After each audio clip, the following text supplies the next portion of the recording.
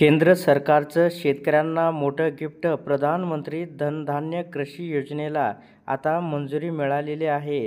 केंद्रीय मंत्रिमंडळाने आज पंतप्रधान धनधान्य कृषी योजनेला मंजुरी दिली असून ही योजना सन 2025 आणि 26 पासून सुरू होऊन पुढील 6 वर्षांपर्यंत राबवली जाणार आहे.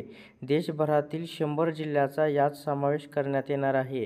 ही योजना नीती आयोगाच्या आकांक्षित जिल्हा या कार्यक्रमातून प्रेरणा घेत राबवण्यात येणार आहे. या संदर्भामध्ये काय अपडेट आहे ते आपण सविस्तर पाहूया. तर मंत्रिमंडळामध्ये आज महत्त्वपूर्ण निर्णय झालेला आहे.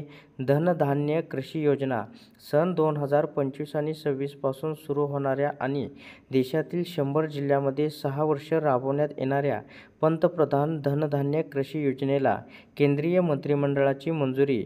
11 विभागाद्वारे सध्या राबवण्यात येत असलेल्या 36 योजना, इतर राज्य सरकारी योजना आणि खाजगी क्षेत्रासह स्थानिक भागीदारातून राबवण्यात येत असलेल्या योजना यांचे एकत्रीकरण करून या योजनेची अंमलबजावणी होणार.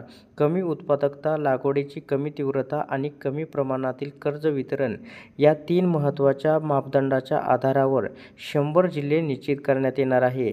या योजनेचे परिणामकारक नियोजन, अंमलबजावणी तसेच देखरेख यासाठी जिल्हा, राज्य आणि राष्ट्रीय पातळीवर समिती स्थापन करण्यात येणार आहे. प्रत्येक धनधान्य जिल्ह्यातील योजनेच्या प्रगतीची देखरेख महत्त्वाच्या 117 कामगिरी विषयक मानकांनुसार केली जाणार असल्याचं या ठिकाणी सांगण्यात आलेलं आहे. आता पुढे 2 नंबरची अपडेट पाहूया. आता धनधान्य कृषी योजना सन 2025-26 पासून सुरू होणाऱ्या आणि देशातील 100 जिल्ह्यांमध्ये 6 वर्ष राबवण्यात येणाऱ्या पंतप्रधान धनधान्य कृषी योजनेला केंद्रीय मंत्रिमंडळाची मंजुरी मिळाली असून या योजनेचं उद्दिष्ट खालीलप्रमाणे आहे. कृषी उत्पादकतेत सुधारणा करणे, पिकांतील फेरबदल तसेच शाश्वत कृषी पद्धतीच्या स्वीकाराचे प्रमाण वाढवणे, पंचायत तसेच ब्लॉक पातळीवर कापणी पश्चात साठवणीचे प्रमाण वाढवणे, सिंचन सुविधांमध्ये सुधारणा करणे तसेच दीर्घ मुदतीचे आणि कमी मुदतीचे कर्ज उपलब्ध होण्याची सोय करणे. तर अशा प्रकारे राज्यातील आणि देशभरातील शेतकऱ्यांसाठी ही एक अत्यंत महत्त्वपूर्ण अपडेट होती.